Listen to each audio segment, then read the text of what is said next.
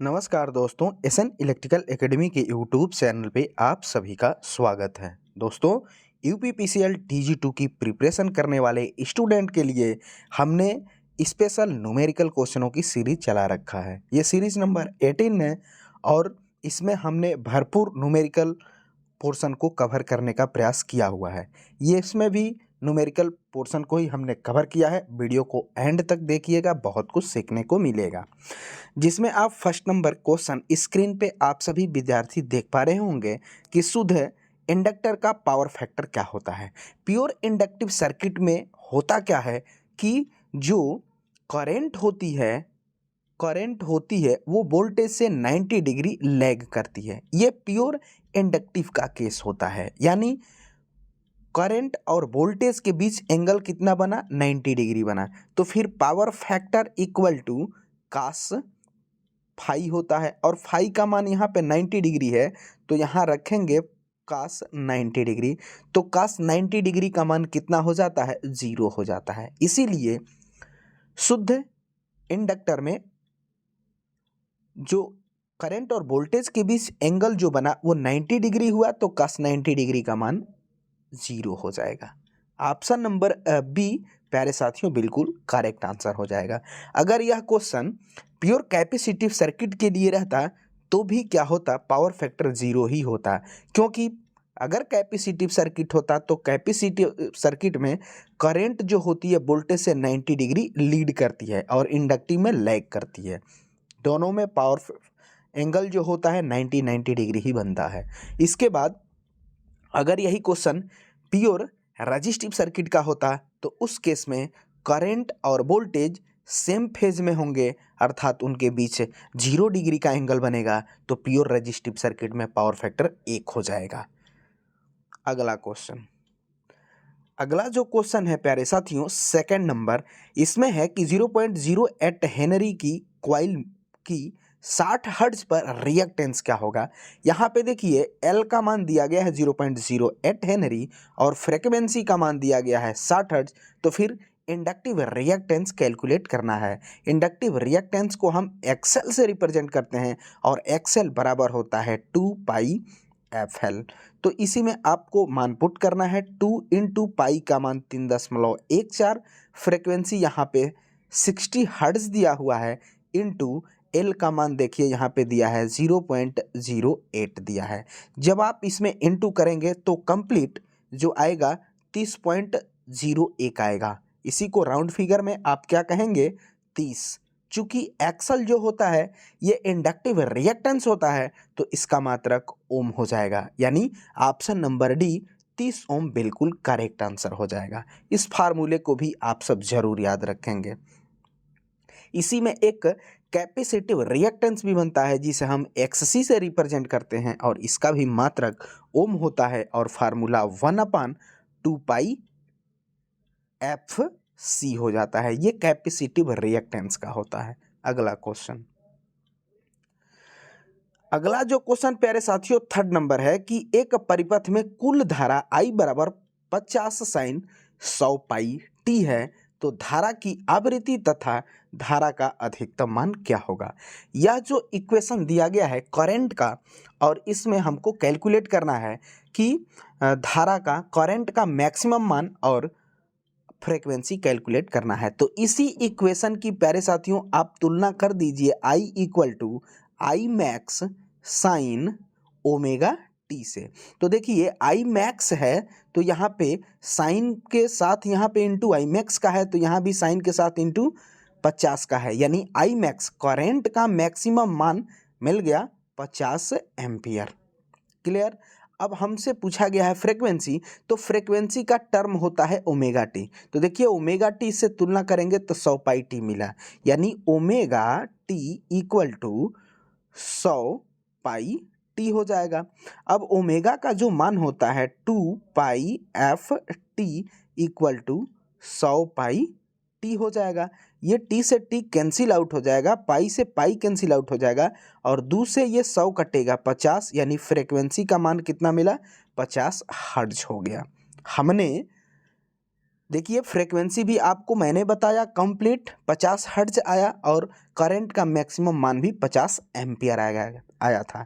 Option number सी में देखिए दिया है 50 ampere 50 hertz. Option number C बिल्कुल करेक्ट आंसर हो जाएगा। अगला क्वेश्चन 4 नंबर जो है प्यारे साथियों, इसमें है कि एक 200 वोल्ट आरएमएस की त्रिभुजाकार तरंग की अधिकतम वोल्टेज क्या होगी। साइन वेव में आप पढ़े भी होंगे प्यारे साथियों, साइनोसॉइडल वेव का फार्मूला होता है, इसके बाद हाफ वेव का होता है, फुल वेव का होता है, स्क्वायर वेव का होता है, ट्रेंगुलर होता है, रेक्टेंगुलर होता है, डीसी वैल्यू होती है। उसी क्रम में ट्रिंगल वेव का ये दिया है, त्रिभुजाकार वेव का होता है। आरएमएस में टर्म में होता क्या है, तो आरएमएस वोल्टेज के टर्म में वी मैक्स अपन त्रिभुजाकार में √2 होता है। इस चीज को याद रखिएगा, यहाँ पे त्रिभुजाकार वेव दिया है तो त्रिभुजाकार वेव का आरएमएस के टर्म में V RMS equal to V max by √3 होता है। सॉरी, इसको याद रखिएगा, √3 होता है प्यारे साथियों, ये मिस्टेक हो गया हमसे, याद रखिए वी मैक्स बाई √3 होता है। फिर से मैं बता दे रहा हूँ √3। अब यहाँ पे देखिए वी आरएमएस का मान दिया गया है 200, तो यहाँ पे 200 रख देंगे। वी मैक्स हमें कैलकुलेट करना है, अपन √3 कर देंगे। अब √3 का मान कितना होता है, 1.732, तब 1.732 में 200 से आप गुणा करेंगे तो 346 वोल्ट आएगा। ऑप्शन नंबर डी में दिया गया है 346 वोल्ट, इसलिए ऑप्शन नंबर सी बिल्कुल करेक्ट आंसर हो जाएगा। उम्मीद करेंगे आप सबको ये क्वेश्चन सभी समझ में आ रहे होंगे। वीडियो पसंद लाए तो वीडियो को लाइक कीजिए और अपने दोस्तों में वीडियो को शेयर भी कीजिए। अगला 5 नंबर क्वेश्चन। 5 नंबर क्वेश्चन में क्या है कि एक 2 हेनरी प्रेरकत्व के इंडक्टर में 2 एम्पियर धारा प्रवाहित होने पर संचित ऊर्जा कैलकुलेट कीजिए। स्टोर एनर्जी का आपको फार्मूला लिख करके उसी में मान पुट करके कैलकुलेट करना है। इंडक्टर जो होता है, इस चीज को आप याद रखिए, रेजिस्टेंस एक होता है इंडक्टर, एक होता है कैपेसिटर। रेजिस्टेंस करता क्या है, तो किसी भी सर्किट में करंट के प्रवाह का विरोध करता है, रेजिस्टेंस है। इंडक्टर क्या है, किसी सर्किट में करंट परिवर्तन का विरोध किया वो इंडक्टर हुआ, और किसी सर्किट में वोल्टेज परिवर्तन का विरोध किया वो कैपेसिटर हुआ। तो इंडक्टर में स्टोर एनर्जी का जो फार्मूला होता है E इक्वल टू 1/2 Li² होता है। ये I होता है, ये 2 है। ये इंडक्टर में स्टोरेज एनर्जी का फार्मूला है 1/2 Li² होता है। अब इसी में मान पुट करना है, तो 1/2 फार्मूले का है इंटू एल का मान, देखिए यहाँ पे इंडक्टर प्रेरकत्व दिया है 2 इंटू करेंट का मान 2 एम्पियर दिया है, तो चूंकि I² है तो 2 इंटू 2 कर देंगे। एक 2 से एक 2 मारा जाएगा, 2 दूनी का 4 हो जाएगा, यानी स्टोर एनर्जी का मान कितना है 4। चूंकि ऊर्जा है तो ऊर्जा का SI मात्रक तो जूल होता है प्यारे साथियों, तो इसका आंसर जो होगा 4 जूल हो जाएगा। ऑप्शन नंबर देखिए बी में दिया है वाट, टाइपिंग मिस्टेक हो गया है, आप याद रखिएगा ये जूल है, 4 जूल करेक्ट आंसर होगा। ऑप्शन नंबर बी बिल्कुल करेक्ट आंसर हो जाएगा। अगला नंबर क्वेश्चन, अगला जो क्वेश्चन है प्यारे साथियों 6 नंबर कि 3 ओम का एक प्रतिरोध 9 हेनरी के इंडक्टर के साथ श्रेणी में संयोजित है, तो परिपथ का समय कांस्टेंट क्या होगा। अब यहाँ पे ध्यान दीजिएगा, ये सर्किट जो है RL सर्किट है, तो RL सर्किट का टाइम कांस्टेंट आपको बताना है। तो RL सर्किट का जो टाइम कांस्टेंट होता है वो टाउ इक्वल टू L/R होता है। क्लियर। अब RC सर्किट का टाइम कांस्टेंट पूछा जाए आपसे तो टाउ इक्वल टू RC ही होता है। यहाँ पे पूछा गया है 3 ओम का रेजिस्टेंस है और 9 हेनरी का इंडक्टर है, सीरीज में कनेक्ट है, तो फिर टाइम कांस्टेंट क्या होगा, तो ये ऊपर वाला फार्मूला लगेगा। एल का मान देखिए यहाँ पे क्या दिया गया है, 3 दिया गया है, तो एल का मान 9 दिया गया है, तो 9 रख दीजिए। अपन आर का मान क्या है, आर का मान 3 है, तो 3 से भाग दे दीजिए, 3 का 9, 3 सेकंड आएगा। ऑप्शन नंबर बी 3 सेकंड दिया गया है, option number B correct answer हो जाएगा। अगर यही क्वेश्चन आरसी सर्किट के लिए रहता तो tau equal to RC resistance और कैपेसिटर का आप गुणा करते तो फिर वो RC सर्किट का टाइम कांस्टेंट निकल जाता। अगला क्वेश्चन, अगला जो क्वेश्चन है 7 नंबर प्यारे साथियों, बेहतरीन क्वेश्चन है, क्वेश्चन को ध्यानपूर्वक आप देखिएगा। 7 नंबर जो क्वेश्चन है कि एक आरएल श्रेणी परिपथ 200 वोल्ट 40 हर्ट्ज पर 10 एम्पियर धारा लेता है। परिपथ में पावर हानियां 1000 वाट है, तो परिपथ की प्रतिबाधा Z और प्रतिरोध कैलकुलेट करना है। आपको इम्पीडेंस कैलकुलेट करना है और रेजिस्टेंस कैलकुलेट करना है।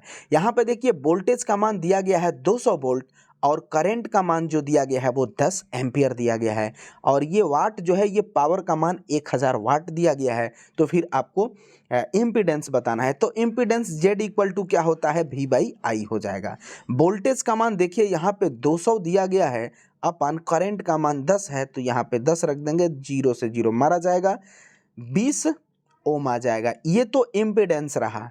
अब हमें क्या ज्ञात करना है, रेजिस्टेंस ज्ञात करना है, और पावर के टर्म में। तो पावर के टर्म में रेजिस्टेंस का फार्मूला क्या होगा, P बराबर I² R हो जाएगा। पावर देखिए यहाँ पे दिया गया है 1000, तो यहाँ पे 1000 रख देंगे। I² हमको यहाँ मान दिया गया है कितना, तो I² का 10 है, तो 10 का स्क्वायर करेंगे तो 10 × 10 हो जाएगा। इंटू R है, तो R हमें कैलकुलेट करना है। अब देखिए 1 0 से 1 0 मारा जाएगा, 1 0 से 1 0 मारा जाएगा।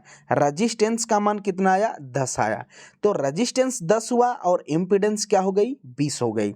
देखिए ऑप्शन में 20 और 10 दिया है, चूंकि रेजिस्टेंस और इम्पीडेंस दोनों का मात्रक ओम ही होता है, ऑप्शन नंबर ए बिल्कुल करेक्ट आंसर हो जाएगा। पहले में देखिए इम्पीडेंस पहले टर्म में पूछा है, पहले में हमने इम्पीडेंस निकाला है 20 आया, तो पहले 20 दिया है।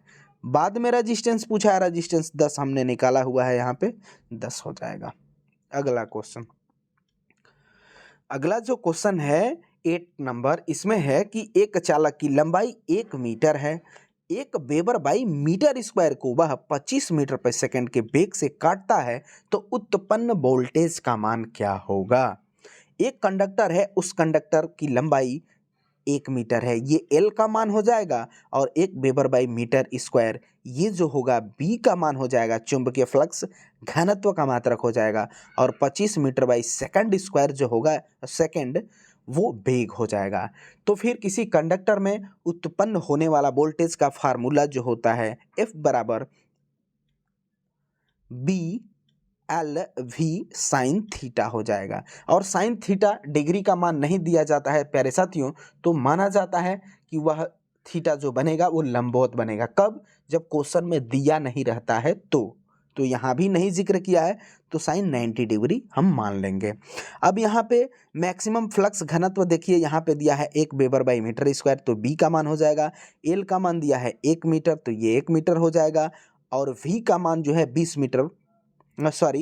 मीटर पर सेकंड, तो 25 हो जाएगा, और साइन 90 डिग्री का मान 1 हो जाएगा। सबका गुणा करेंगे 25 आएगा। हमने निकाला क्या है, उत्पन्न वोल्टेज निकाला है, तो इसका मात्रक वोल्ट हो जाएगा, 25 वोल्ट आंसर होगा।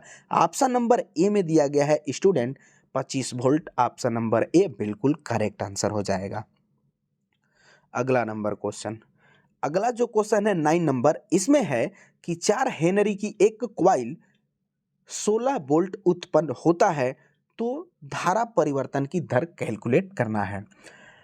धारा कैलकुलेट करना है। अब यहाँ पे ध्यान से देखिएगा, तो ये 4 हेनरी जो है वो L का मान है, और V जो है ये 16 वोल्ट है, और करंट परिवर्तन की दर आपको बताना है। तो फार्मूला क्या बनेगा, E = L di/dt, यही बनेगा, और di/dt ही पूछा है। धारा परिवर्तन की दर में समय भी आता है, तो di/dt पूछा है, इसको ध्यान में रखिएगा।